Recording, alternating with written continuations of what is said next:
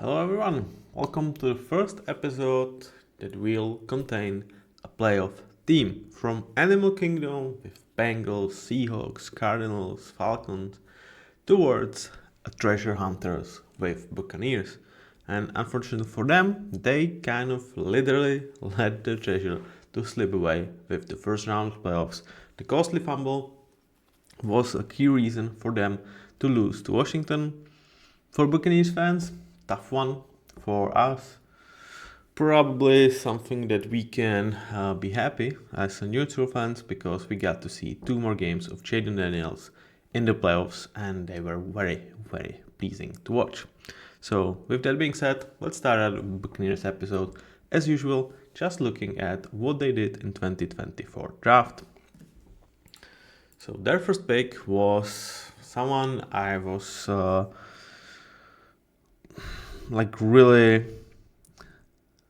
really believed that should not have been up there. Like in today's era where guards are going like crazy, where interior offensive line is getting more and more as a premier position, Graham Barton was, in my eyes, like just based on the skill level, top 10 pick, given the value of the position.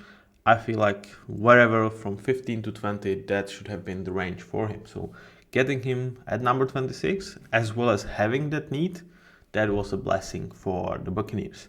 His first year was up and down. It was not all perfect. He did not arrive to the scene and just took over everything, but he was a very solid center in year one for a rookie.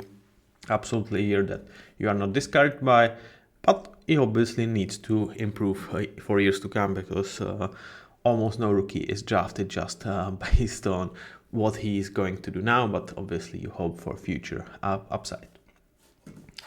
So after him, they went for Chris Braswell, who again was a pick that felt a little bit overvalued, as well as a need for the Buccaneers since they kind of missed on John Brown. He did not develop into what they wanted from him. That's why they declined his 50th option.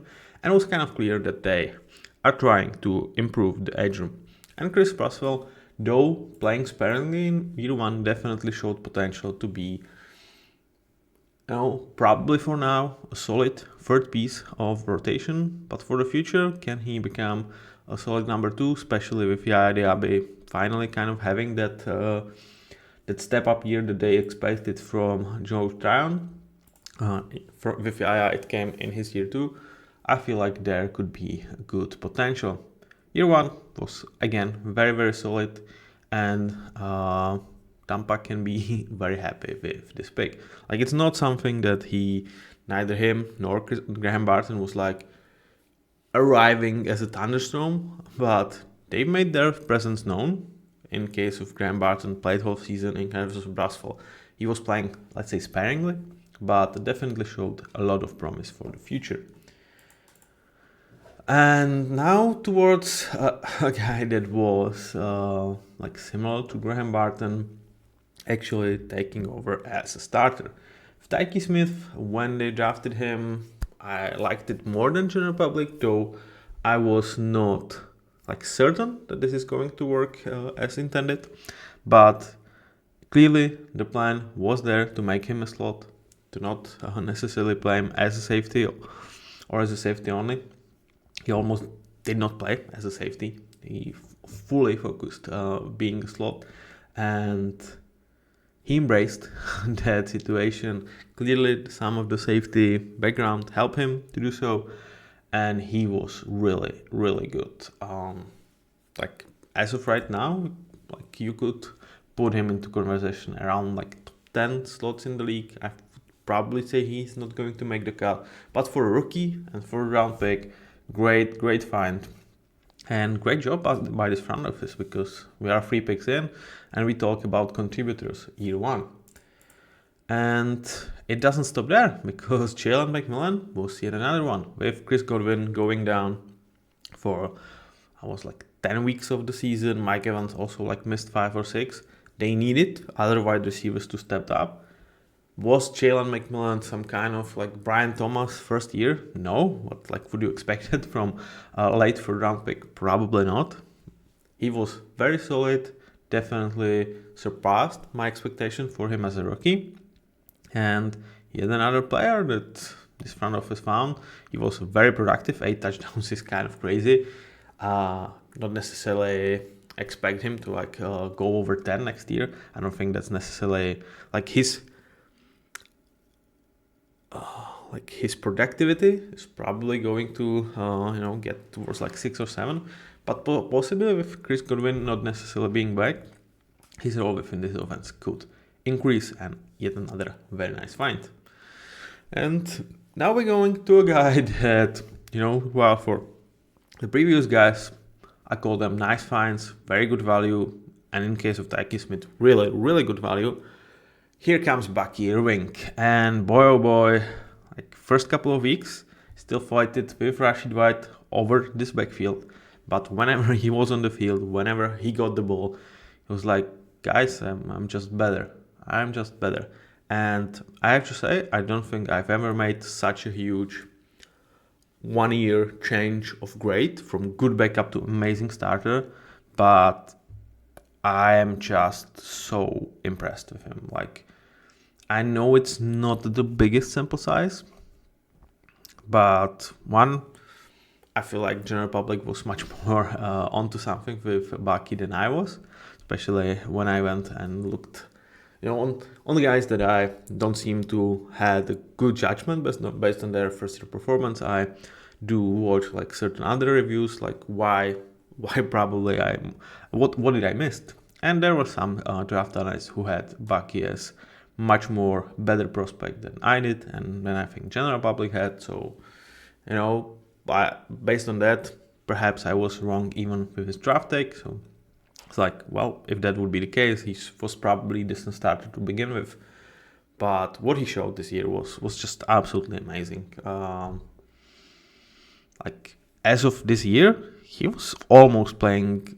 He was playing at an elite level. Like, but that's just where like only 500 snaps and like some consistency that I need to have before I even put him to elite starter, or that needs to be out there. Like as of right now, he would probably not crack my top 10, but it's always just about the sample size. And do I believe Bucky is going to get there?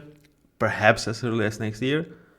I think it's possible. The one thing that needs to be remembered with Bucky and her whole success of Tampa is Liam Cohen is gone, and his scheme was very nice. They've really unleashed Bucky, and overall, like the running game was something that Tampa was sorely missing for several years. Even with Tom Brady, they just could not figure out the run game properly. So it was like first time in like 5 years in which like Tampa was not not the bottom of the league in terms of how they handle run game. So if Liam Cohen, which we know right now, he's not going to be back there, could that be a problem? Definitely something to monitor. But I just left absolutely impressed with what Bucky did his season 1. Elijah Klein, David Gallup, kind of no shows, but when you look at this draft, I liked it, but I was not in love with this draft.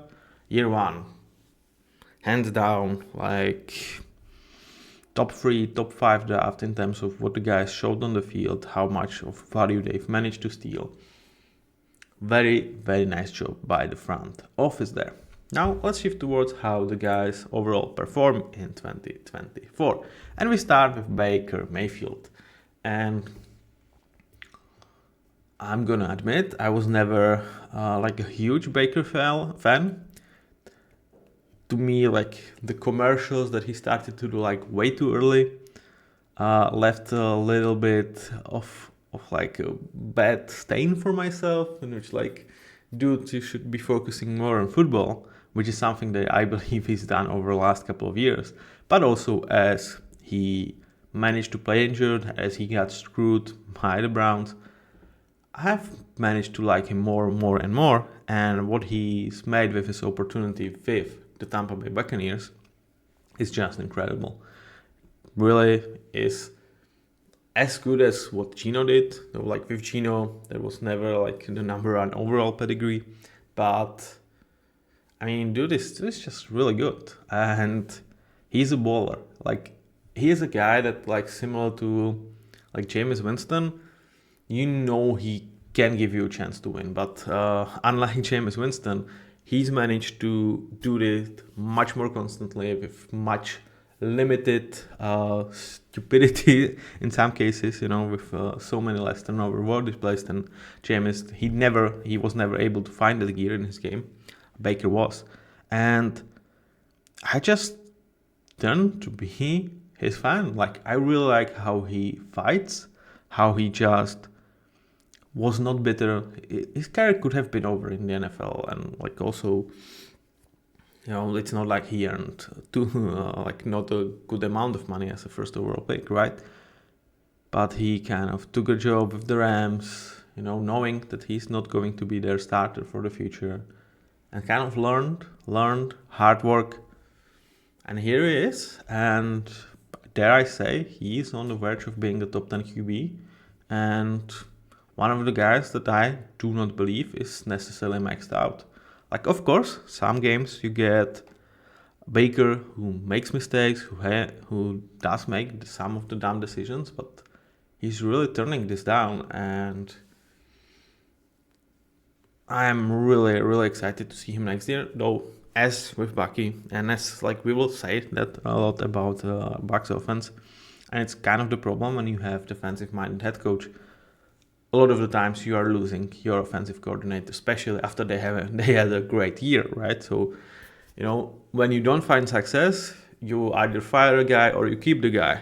So that's not good.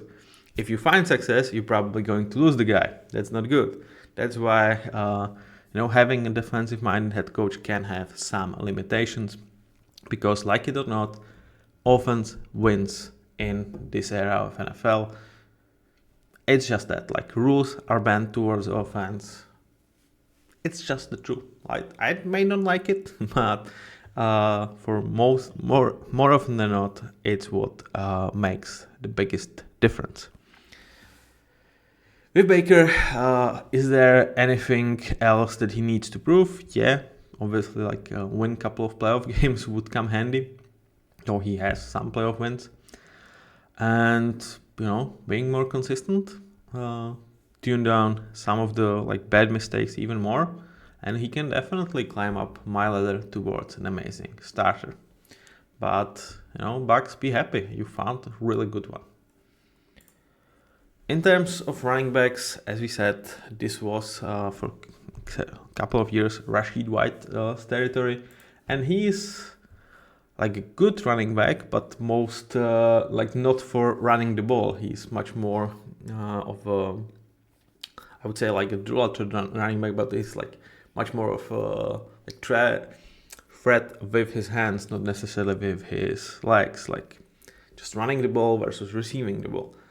This year was his best year as a rusher, so arriving of Bucky definitely lit up some fire under his ass too, which is great for him, for the Bucks. And he really played well overall. Kind of unfortunately for him, his touches is going to get limited with Bucky's absolute arrival on the scene.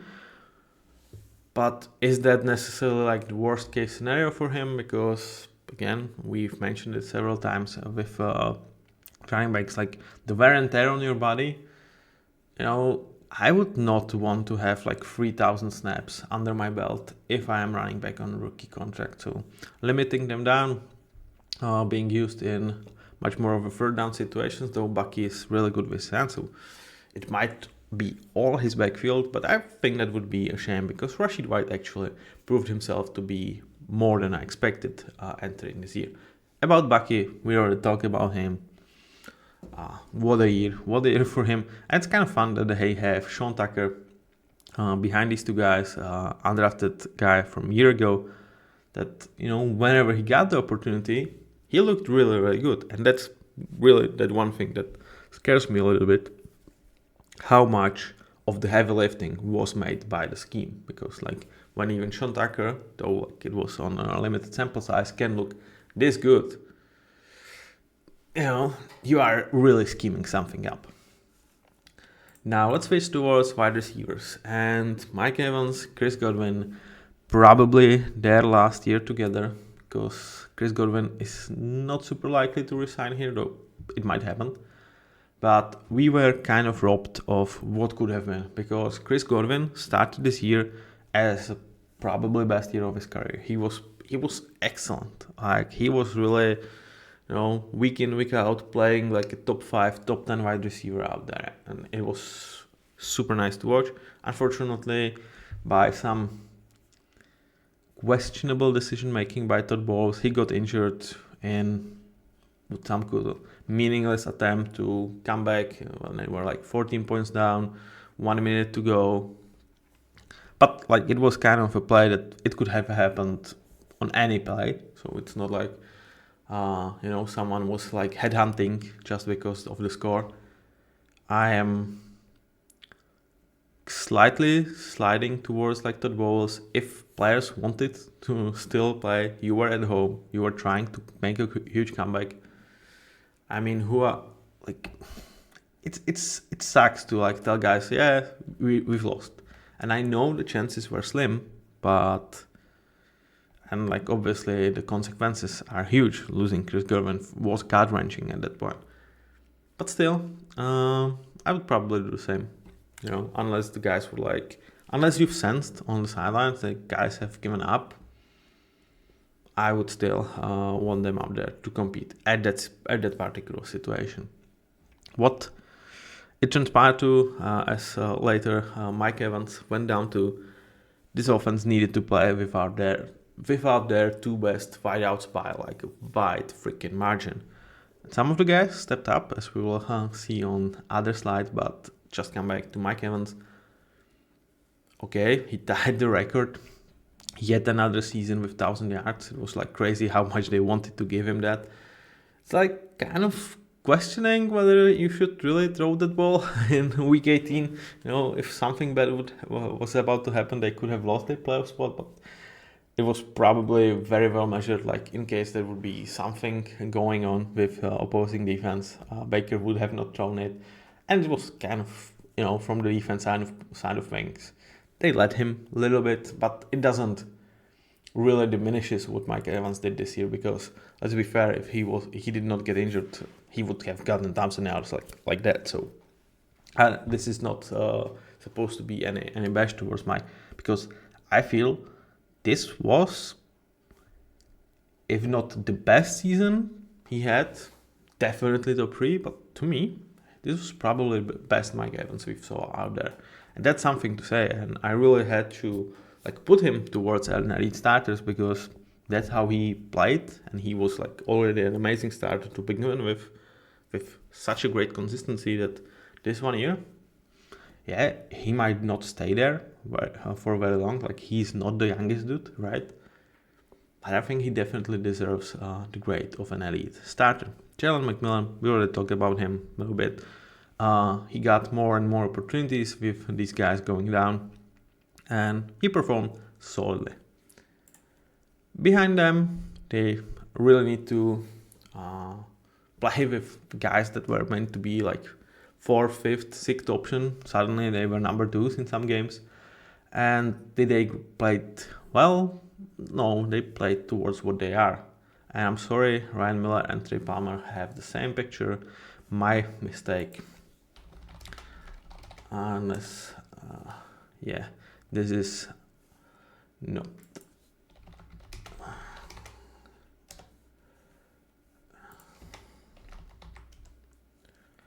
This is both Trey Palmer, so my apologies to Ryan Miller. Sometimes this happens. I'm sorry, guys. I do prepare this on my own, and sometimes the bad mistake happens. So sorry to Ryan Miller. Given when these guys were like the one that you've hoped to have a better season, would definitely be Trey Palmer, because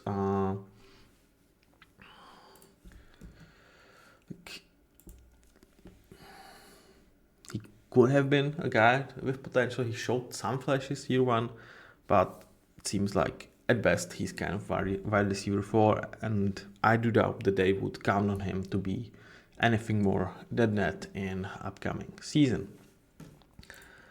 They needed Cade Otton to step up during the absence of, especially when both Evans and Goodwin went down. And Cade Otton, did slightly, given where he was previous seasons, but it's not like he emerged as some type of premier tight end. I think he's a good one, but kind of lower tier of good ones. And not necessarily a player that I would be shocked if they decided to play him on his final year of his rookie contract and then to move on, or just to offer him not a huge amount of money. I don't think he persuaded me to be their long-term tight end answer. With Payne Durham, his second year, was a very solid run defender, pass blocker as well. Run blocker, I'm sorry, not run defender. Stupid of me. It's kind of what you expect him to be. My cat reading in my bookshelf. I should be worried about that, but what I wouldn't do for you guys. Let's keep going. For Payne, a solid second year, really kind of being a guy that could have, I would say, more long-term potential than Cade Otton within the Bucs, because I don't think he's ever going to be super expensive. And as your tight end 2, he is definitely a useful piece to have. Whilst Cade Otton as your tight end 1, that's potentially main threat, not necessarily someone that you cannot upgrade on, and he is going to demand a solid payday. Now let's switch towards O-line, and we have to start with Tristan Wirfs, because this dude is just a freaking monster, one of the best to do it. And on his standards, this was his worst season by PFF grades. So, and he was 9th based on PFF amongst tackles, among both left and right tackles. So 5 years, this is him at his worst, quote unquote, allowing 0 sacks. I mean, Tristan Wirfs is a top guy, and you don't need me to tell you that. Him being able to go from right tackle to left tackle among those 5 years, Tristan, hands down, top 5 tackle in the league, and someone that you are insanely happy to have, and they deservedly paid him over 30 million a year, or 5 years, 140 million, and he absolutely freaking deserves that.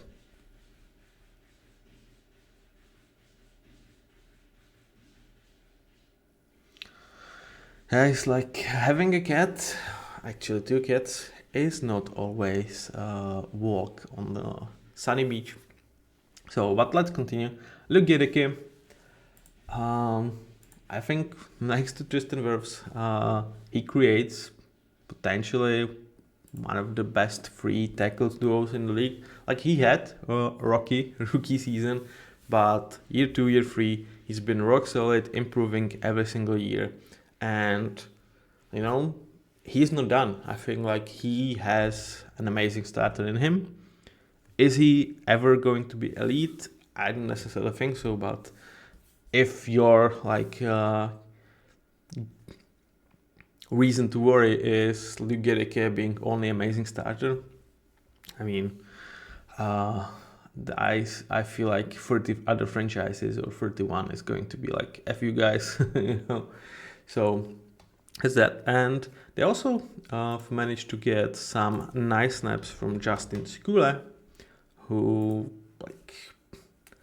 you don't necessarily expect it to, but with both guys going down for a couple of games, he needed to step up. He's not been drafted super highly. He was a 6th rounder in 2019. With these snaps, he just made it over 1,000 snaps in his career, but he was damn good solid. So we will see if he's going to be back, because he was here on like 1 year minimum type of deal, and he definitely earned some nice pay rise. Stop it. I mean, nope, she cannot. No.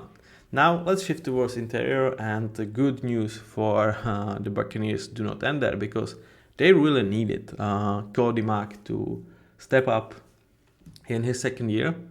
He was a guy that first year he looked like one of the worst misses of this front office, but I mean, year two, the Cody Mack arrived.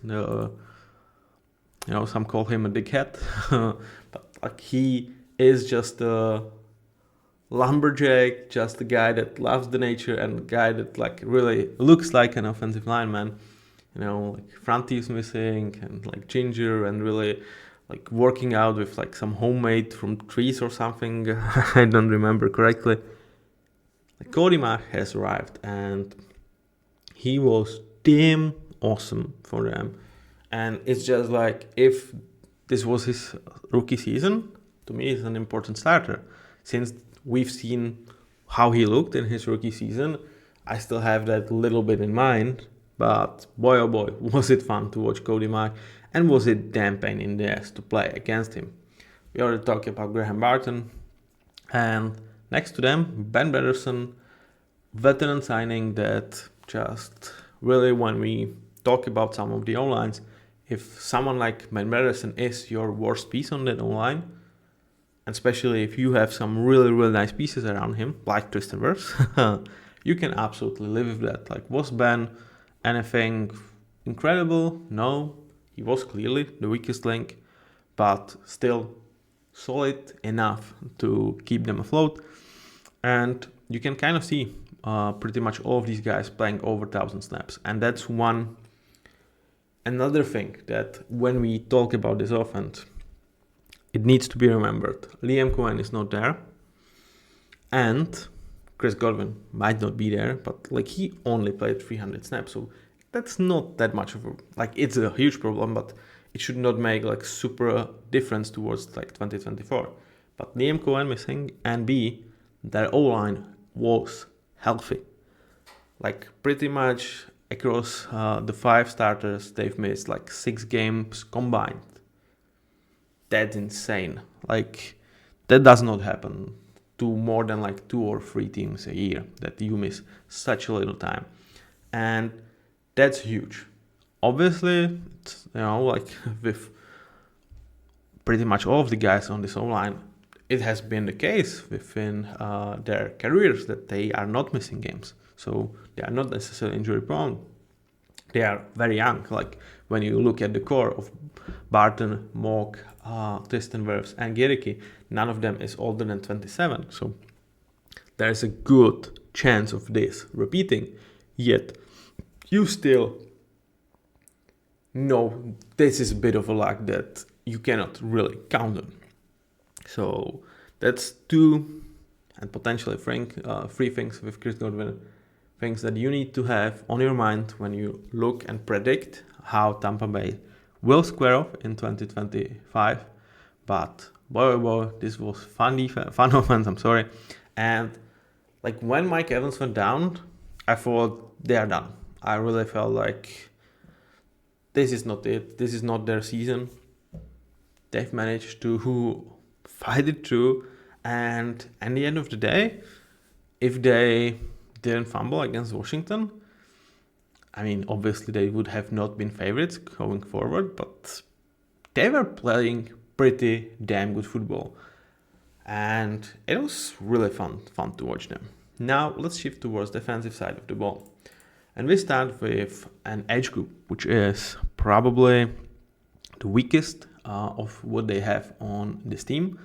And with that, there was still some very nice progress in 2024, especially with Yaya Diaby. He arrived as if he's your best edge player, you are worried, but because they have really nice interior though, they can kind of live with having, let's say, more of a average to below average edge room, because as a whole D-line, it works because of the interior. But the idea definitely showed that he has really good potential to be great number 2. Is he eventually going to be a number 1, not just because you don't have someone better, but because you are happy to have him as your best edge player? I'm not sure. It's still just 2 years, but like obviously his draft pedigree is not like super high that you would necessarily like predict him to unleash it like, they wait in Jacksonville for Trevor Walker to arrive at that premier level that they spent first overall pick on. But like super nice find and great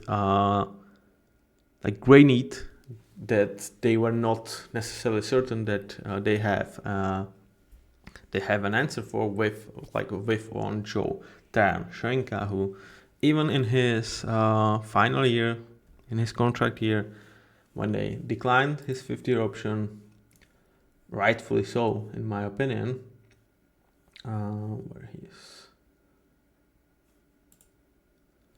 he was not able to put it together to really like persuade Bucks, or I would say any other team, to really sign him to some lucrative deal. Like he's going to get picked up, perhaps even with the Bucks, but I don't necessarily think so. But the expectations, 8 million, something in that ballpark, because there's still draft pedigree that the teams could value. Like maybe we can unleash him.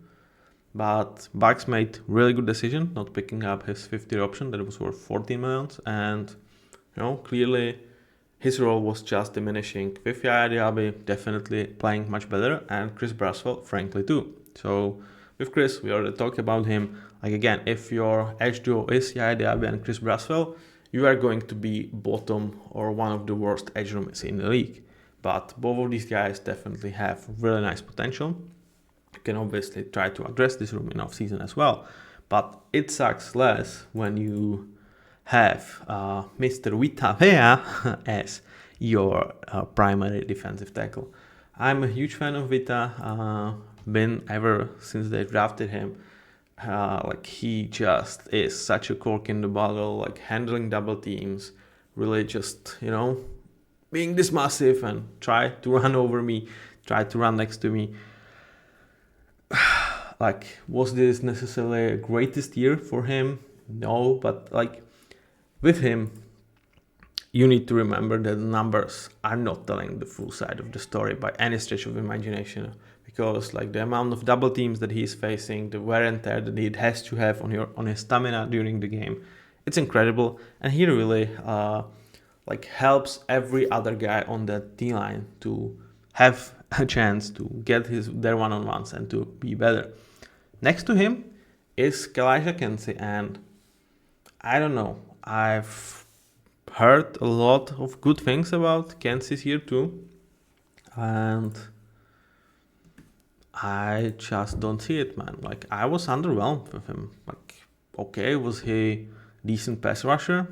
Okay, but his run defense remained absolutely like terrible. Like, and that's next to Vita. Like, he helps you really a lot, and he's still like, I've seen like so many snaps in which like they just hit him on his ass, which should not be the case with a man of his size. I mean, if it's lack of effort, if it's just a bad like understanding how he needs to keep an anchor, I don't know. But I've heard a lot of people out there really talking like Kancey took a step forward, and I have not seen it, man. Like, I still think he is a decent player, don't get me wrong, but I did not see a step forward this season. And they got some solid snaps from Logan Hall as well. Like, if there is like one position that this team don't seem to draft particularly well, is defensive line, because Logan Hall was like 33rd pick overall, yeah, so just about second round. Kalijah Kancey first round, John Shoinka first round, and none of these guys have made huge returns so far, at least in my opinion. So That's like one position that they, in my eyes, don't seem to make super great returns on. But still, when you consider this defensive line overall, they were not necessarily like a huge issue, especially later in the year. I think early they were part of the problem that this defense was facing, but they kind of turned it to be an average to slightly below average D-line at the end of the season. Yeah, as you can see, there is a lot of noise today. Sorry for that, guys, but that's how life works. Now let's shift towards linebackers, because we can talk some of the backup guys, and both Greg Gaines and Anthony Nelson are really what you are super happy to have as your rotational players, really coming in, playing from 400 to like 500 snaps. Anthony Nelson played like kind of too much because of Joe Tryon was really not good, and they gave you solid snaps. Like, they are not going to win you the game, but more often than not, they are not going to like allow big play. They're not going to lose you the game, and they will allow your star players or your main guys to take a bit of a breather. So I don't want to dismiss them. They are not like the key components for the future. None of those guys are actually under contract for next year, but they need to be applauded for a really nice backupping job and kind of rotational job that they were doing during 2024. Now towards linebacker room. And here they have Lavonte David. And that's another guy that is not signed towards next year. And the dude keeps doing it, though I think age is starting to crawl in a little bit with Lavonte. I mean, he is 35. I'm not totally mistaken. I mean, are you guys fighting? Oh, great.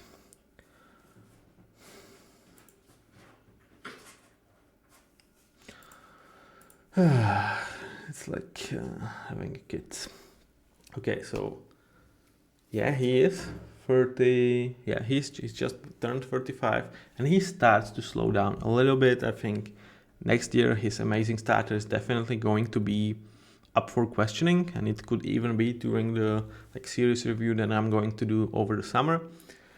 But what an incredible player! Certainly Hall of Famer, or in Hall of Fame of the Bucs, and I would say even for the whole league. But this dude, he almost never misses a game. He has over 1,300 snaps in the NFL. That's freaking insane. And I cannot imagine him going anywhere. So pretty much for him, it's either retirement or continue playing here. And I absolutely feel like they need to prolong him, because he is still a great player out there.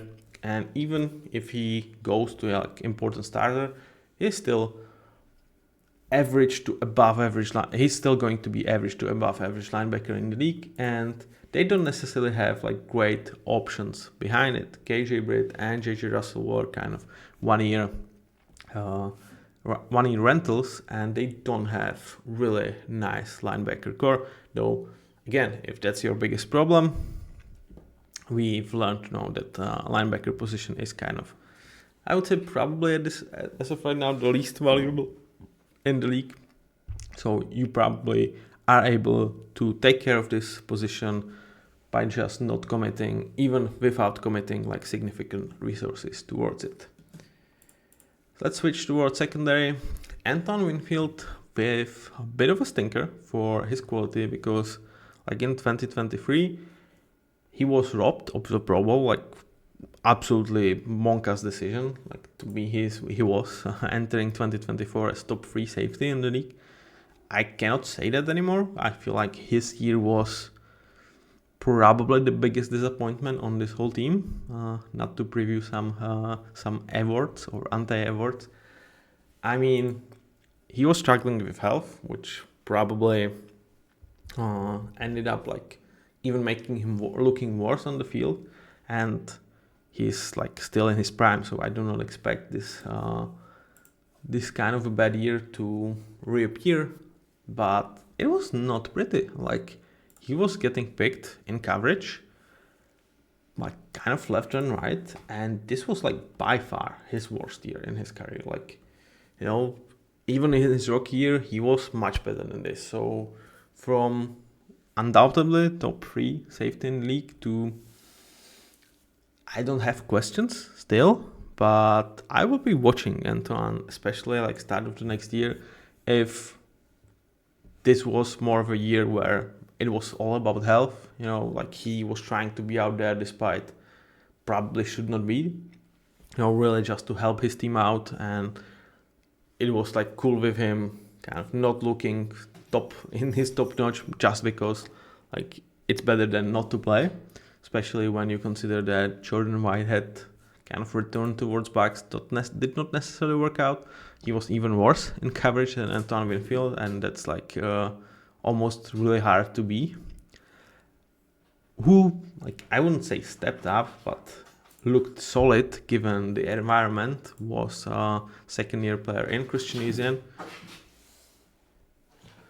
I mean, it's really hard, guys. Like, try to focus in this. I'm sorry for the noises, but it seems like my cats have zoomies this evening. Christian is in his second year. Like, I would say that given the situation where Antoine Winfield next to him was not up to his usual standards, and sometimes he was not even there, and like D-line, especially I would say Linder, was struggling. Like overall, this defense underperformed. Christian Isian had still a solid second year. Like his numbers look worse than year one, but I don't think of him as a worse player than I thought before entering 2024. I felt like he dealt with adversity very well for what type of situation he was in his second year. Let's move towards corners. Jamal Dean was able to step up to be this team clear number one after Carlton Davis left towards Lions. Is he shutdown corner, like the best corner out there? No, but he is damn solid number one that, you are not stoked about leaving him on the island, but you trust him to deal with his opposition more often than not, and he delivers. With Tyke, we already talked about him transitioning from safety towards slot corner. That's like kind of positions that are not interchangeable, but we see this conversion from one to the other very, very often, in like much more often than in other positions, and Tyke just thrived there. With Zion, this was very pleasant surprise that they kind of needed, because he doesn't come with a great draft pedigree. He was a 5th rounder 3 years ago, and his first 2 years in league were, I cannot even say mediocre, they were bad.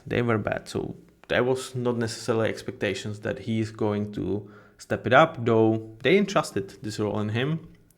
They kind of took a risk, like, okay, so we have a rookie in Tyke, we have Zion that 2 years did not do great. And, guys, go out there and figure it out, and credit what credit is due. They were right about this duo being able to start. And overall, the secondary, there were some very positive movements for Zion, for Tyke, for Jamal Dean, and for Christian Isian. I think you are like happy with the year they had, and if Antoine Winfield can come back to his old self, like to his 2023 self, which I think is definitely a possibility, now we are talking about really, really, really good secondary. So one like positive thing that most of the guys remain to stay like healthy for at least more than half of the season, though like Antoine Winfield is kind of the biggest player that they needed to stay healthy and was like struggling with injuries the most. So that's kind of unfortunate. Now, towards handing the awards for draft hit, I mean, it could have not been anyone else but Bucky Irving. What a year he had. Absolutely exceptional. Like I said, biggest rise that I ever had for a player from good backup to an amazing starter. And definitely feel like he freaking deserves that. And truth to be told, when I was looking through this, I could not afford to draft punter. I don't think that they've made one. I could have gone with like a 6th rounders that did not make did not play, but I did not expect them to like play or make big plays. So compared to my expectations, I did not find a blunder on this team, like based on their year one performance. So I've awarded a second draft hit, and it went to Tyke Smith, who took the job as a slot corner and made it his own for years to come with the Bucs. In terms of cornerstone of this franchise, how can you not give it to Mike Evans? I mean, easily, it could have gone to Tristan Wirfs. But like when I was deciding, like I think Tristan Wirfs is more valuable player. But like the quality of years that they had is kind of on a similar level in my opinion. And when I look at what Mike Evans means to this franchise and the record that he's made, yet another season over 1,000 yards, eventually it got to him. Like again, if you are pissed that it's not Tristan Wirfs, I do understand. Like Tristan is freaking amazing and absolute, and yet another cornerstone of this franchise. But I just needed to give it to Mike Evans for the year he had, being able to come back from the injury and really looked as the best version of himself in his 10th season in the NFL, all of them with the Bucaneers. And like one more thing that really probably pushed this towards Mike was the fact that he came back towards Buccaneers. I did not expect him to be back for 2024. I thought like he would be chasing a ring. He would go to a team that was believed to be much more of a contender because like entering the year, they were not even favorites to win the division. It was Atlanta. It was believed that they are kind of on the same level as the Saints. They were believed to be one of the clearest teams to not repeat their playoff appearance. So I was not expecting him to be back. He was, and he was exceptional. In terms of an unsung hero, this goes to Luke Gedeke because he completes what is, in my mind, top 3 tackle duo in the league. And obviously, because of how great and how insanely good Tristan Wirfs is, he doesn't necessarily get too much credit because, like, year 1, he was bad. Then year 2, they drafted Cody Mack, and he was kind of, behind Tristan Wirfs. Like, that was the guy that was getting attention. Next year, he ended up investing Graham Barton, new kid on the block. Cody Mack improves. But Luke Gedeke, in the meantime, worked his ass off and became like top 10 right tackle in the league right now and really a player that they can continue to build upon. In terms of flop, it might seem harsh because I really feel like his performance was heavily influenced by the health.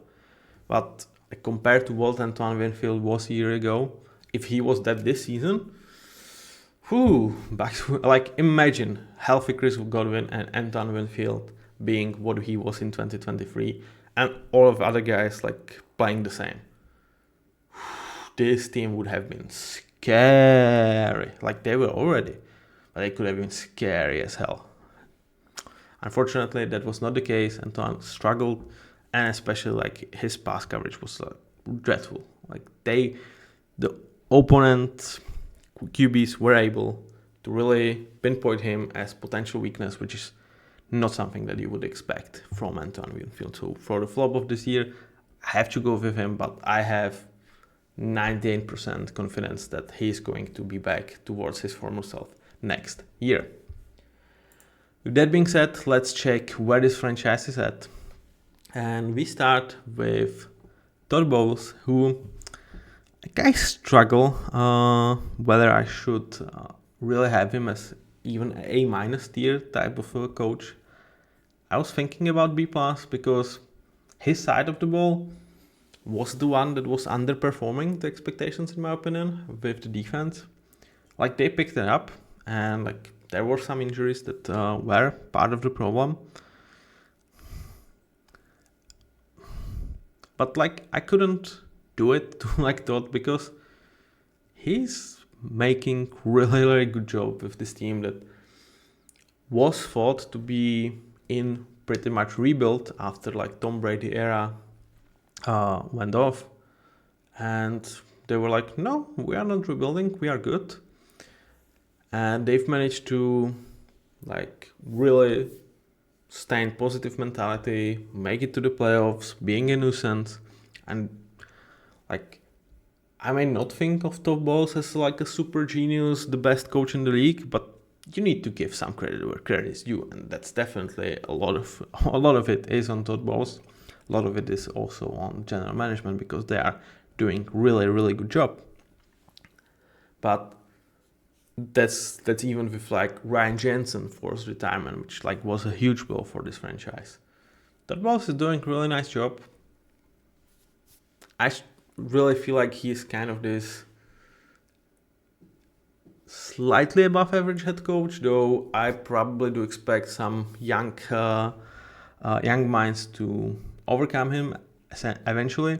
And one of the like biggest problems that I have with Todd is just the nature of defensive head coaches, because yet again they are losing another offensive coordinator, and the fact that he can like handpick them to like be snuffed at, and Dave Canales, now it's Liam Cohen, like within a year he's losing those guys, so that's really good remark on his job. But at the end of the day, it kind of sucks for the whole franchise, because that's that's always going to limit you. So he is doing a lot of really good things, but if I was Tampa management, I'm not sure I would let Liam Cohen go, and I would probably consider like offering him a head coaching job within this organization, because you are not going to have that limitation with defensive coordinators, because they are less likely to get poached. I mean, they are getting poached, but less likely. I know it would be kind of a shit move towards Todd, because he does not deserve it. He's great, but I feel like he is limited, and if you want to strive for Super Bowls, this will be always a problem with this kind of guys getting poached. I mean, but like it comes to me, and I'm super happy that we have Mike Mack. So who am I to talk, right? As a Seahawks fan. But Todd, like, he deserves a lot of praise. I just wanted to mention this. In terms of how 2024 went, I'm going with a B+. Kind of the only knocks on that year, which had a really nice draft, winning division, is they were one and done.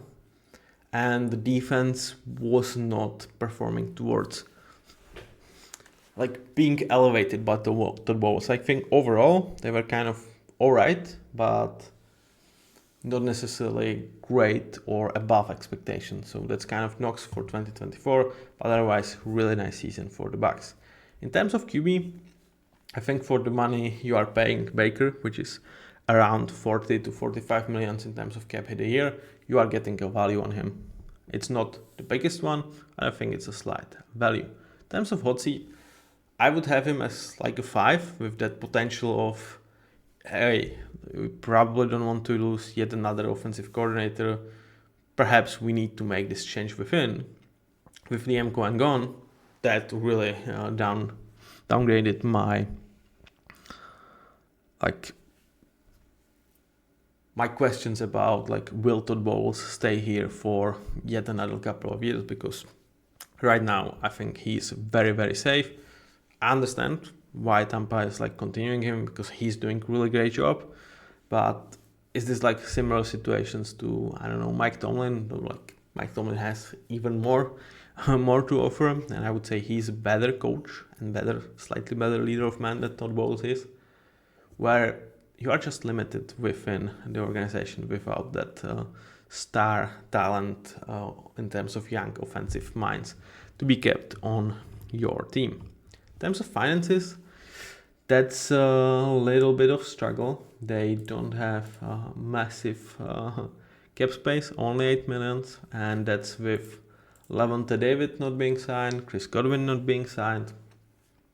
So they kind of have not that much of money, and it's not like they have a clear like a cut candidate. Like with other teams, there were always like an easy like situation how to make some of the cap space.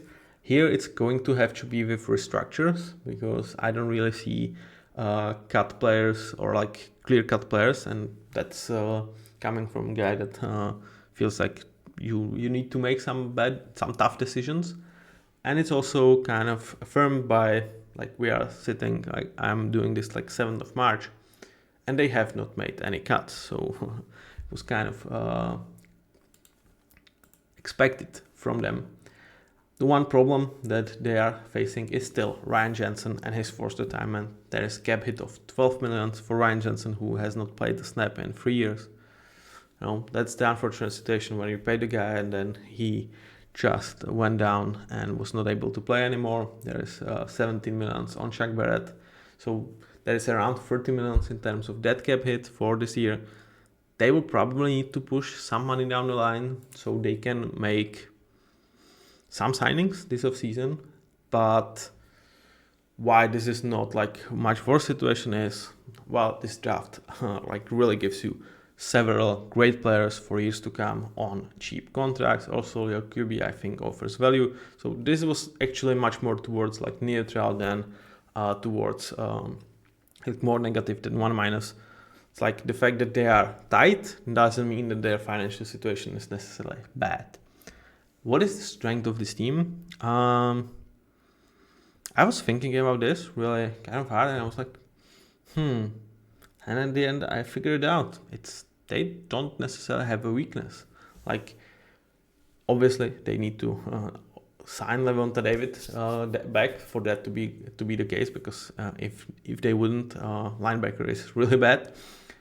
But overall, like when I was looking, especially in 2024, I really feel like it's one signing away for being the case for 2025. I don't feel like there is a single unit on this team. Perhaps in special teams, like I said, I'm not really diving into that. I do not understand special teams, so like to the degree that I would feel like I'm giving guys much more than you can just like press PFF and look at their numbers. Like I don't think I do bring any like added value towards that conversation, so I'm leaving myself out of that. But like I don't really see that there is a group of players on this roster that you would feel like it's like bottom 7 in the league in there, like as a group. Like perhaps Titans, but I feel like Kate Otton and Pendurham is a really solid duo that complements each other nicely. And are they average? No, they are slightly below average, but they are certainly not bad. Like wide receiver room without Chris Godwin, well, you still have an elite player in Mike Evans, Jalen McMillan. Is his name Jalen, right? Come on. Dude, what am I doing? Yeah, Jalen McMillan, like really solid year one. You know, with an elite player, like that room takes like it's probably under average, but again, it's not a bad room. You look at defensive line, you could say like edge, but I take it as a whole. And with Vita Kaj against the IDW, Chris Bressfeld, they are definitely not like bottom 7 in terms of defensive line. Secondary is out of the question. Offensive line is definitely out of the question. Quarterback is out of the question. Running back room went from being probably bottom 5 to average. You know, like it's crazy to say to like Bucky Irving and Rashid White are average, but yeah, that's kind of an average room right now because there's so many talented running backs right now in the league. But they kind of don't have any weakness in my opinion. And in terms of division, I actually went for 3 passes, and it's really simple to me. Like Saints, I think they might start to finally understand that rebuild is necessary. They are in such a bad situation with their cap hit, with the like lack of talented players, with one of their best guys like really with a question about his future due to health, with Kurt Olave. Like Saints, I want Saints in my division all day long. Panthers, I mean, yeah, they've made strides. Bryce Young looks like a competent QB, but defense is atrocious. Bryce, like, he would be like, what, 24th best QB right now if we made like a tier video. That's a team you still want in your division for 2025. Like, could that change in 2026? And like, even could that change for 2025? Probably yes, but still, as I look at this, yeah, I would take Carolina over like 20, 25 teams in the league, right? And like your biggest competitor, it seems like it's going to be Falcons, who will struggle with, some of the dead cap that Kirk Cousins leaving, and we need to trust that Michael Penix is going to be what he was in several starts that he had last year. And if that's like my biggest competitor in the division, that I think deserves a free passes from the point of view that Tampa has. With that being said, let's take a look at how their roster could shape up for next season. So I actually went with unchanged offensive line, which would assume that they would need to resign Ben Bredeson because he is a free agent, and like he is still just 26 years old. He had, I would argue, his probably like the best year that he ever had. And like, is he a player that you cannot live without? No, but he should be relatively cheap to bring back. And whilst you might have a sense to invest in this room with yet another draft pick, I think he is a very solid starting piece for next year before he could get eventually overtaken. I mean, this could definitely look without him. He's absolutely the least sure thing, because all these other guys are absolutely sure thing. Like, if you take Brett Bredeson out of it, these are 5 starters for freaking sure, unless someone gets injured or something like crazy off the field. Like Barton Mock, Goody Kivers, and Mayfield are starting, and I actually predict for Brett Bredeson to be back and start, at least in the start of the season as well. In terms of their playmakers, I kind of have certainty over pretty much every position here. I'm just not sure who is going to be their wide receiver 2. I think Chris Godwin is going to demand shit ton of money that he rightfully is worth, though it's going to be interesting how much he's going to get on the open market, given that he was having his best year, and based on just the performance in that year, the money would be different than if you consider that he actually went down, like he is coming after a serious injury. So it's going to be interesting how much is he going to get. I don't really feel like Tampa is in such a great situation to be able to offer it back to him. Could they tag him? I think they probably should, and probably tag and trade would be a play that I would have, though I'm not sure if that would tag deadline. Oh, so they cannot tag him anymore. They did not do it before the 4th of March, which was the deadline, which surprises me a little bit. It might say that they do not trust his health situation as much as we would like to, because I feel like tag him and potentially trade him, or if there is no suitor, like you can definitely be happy to have him on the roster for like, I don't know what the tag would be, around like 25-27 million, something like that. I feel like for 1 year of Chris Godwin, that's not a bad deal. The fact that they didn't do it, either they really want to do good by him, or they feel safe that they are able to resign him, or there are more doubts about his injury that perhaps could influence his 2025 season. But other than that, this room is pretty set. I think Jalen McMillan showed enough to have a chance to be wide receiver 3, especially if you lose Chris Godwin and you need to reinvest into the room. Bucky Irving, Rashid White, Katie Otton, Mike Evans, clear guys. Perhaps like Rashid White's job is slightly threatened. Katie Otton could be slightly threatened, but I don't necessarily feel like they would spend a premier pick to try to replace these guys. So I do expect them to be part or full-time starters. In terms of backups, I feel really good about Panderham. I feel good about Trey Palmer. Not really good, but that's my wide receiver 4 to 5.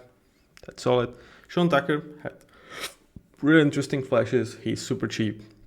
And like that's yet another reason why I don't really feel like Tampa is going to spend anything in terms of running backs, because they have Sean Tucker. Like they don't need even try to like take a swing on some guy in like a 4th round. Like perhaps with how this draft is like structured, they will still take a running back, but really late and not spend premium. The thing is, they don't necessarily have backups for their offensive line. I feel like Justin School could be a case to bring back. And that's also why I feel more stronger about Ben Bredesen, because I do feel like they will draft the guard, but even if you do you necessarily, like, unless he's a first rounder, do you push him towards being a starter, or you try to sign or re-sign a veteran, Brad Bredesen, who functioned very well last year, or like well towards like his capabilities, and give yourself a nice floor. So the guard you are drafting has like some more room to breathe in case that he's not like picking it up from the start. In terms of backup QB, again, like with the cap situation, I feel like there could be a strong argument to be made. Let's draft a guy like 4th to 5th round and really draft him much more of a cheap backup for 4 years rather than a guy that we believe is going to replace Baker, because I know Baker's been in league for so long, but he is still not even 30. So he's going to be 30 like just after the draft, but he's still damn young for like how long we know about Baker Mayfield. Towards defense, I think D-line is figure out up to the point of second edge. I don't think you necessarily want Chris Braswell to have that role in his second year. I think that's going to be position that they will keep on looking guys. I would not be shocked if they still, again, try to draft yet another player despite their, I would say, poor track record here. But Yaya Diaby, Vitave, Elijah Kensi are definitely locks to be starters. With linebackers, I really don't know. I do believe that they should bring Levonta David back, and why would he not want to prolong his career? He's going to earn some decent money, and he's going to play on a team that is going to be solid, man. Like, Tampa is not a bad team. They have not won this division, though it's like really bad division. They didn't win by accident, and they were really, I would say they were slightly better team than Washington was, even in the playoffs. Unfortunately, they fumbled the ball. In terms of secondary, here I feel like very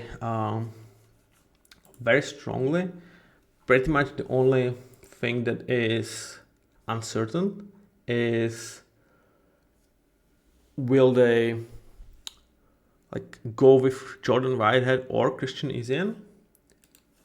They like the fact that they have not got Jordan Whitehead could tell you something, though. Like the savings would be $4.5 million. Is he worth that? Probably yes. So he's not like an easy or like clear cut candidate, though I would not put it past them to really say, Christian Isian, this is your job, and we're gonna pair you with infield. In terms of corners, Zion, Taiki, and Jamal, I feel real strongly about. I don't feel like they will try to upgrade this room. They, I think, will definitely consider bringing some backups, whether it's like through draft and potentially guys with potential, because like Jamal Dean is going to enter his 30s, so like you can start thinking about this. And like Zion McCollum had one really solid year, so is it like they are bulletproof? No, they need some backups, but in terms of starters, I feel like this group gives you a lot of good, given how like small you are invested in. Like there's a really good mixture of experienced guys that you've paid what they are worth in Antonio and Jamalin, and really nice guys on rookie deals in Taiki, in Christian, and in Zion. In terms of backups for this defense, I really feel strongly about Chris Braswell and Logan Hall. With Chris, it's much more of a performance. With Logan, it's like there is solid performance in him, though. Like if he didn't necessarily had his draft pedigree, I mean, he would probably still be here. I think his play justifies that, but yeah, I think that's that. Other than that, I don't know. I feel like we are going to get a mixture of cheap free agents and drafts. But overall, just when you look at this roster, like I said, the fact that they're tight in terms of cap space doesn't mean that it's necessarily bad, because other teams have a ton of cap space, but they have a lot of holes on their team. They kind of don't necessarily have those holes, so they already spend their money and spend it wisely, in my opinion. I don't really see like bad contract on this roster. Like let me check on that.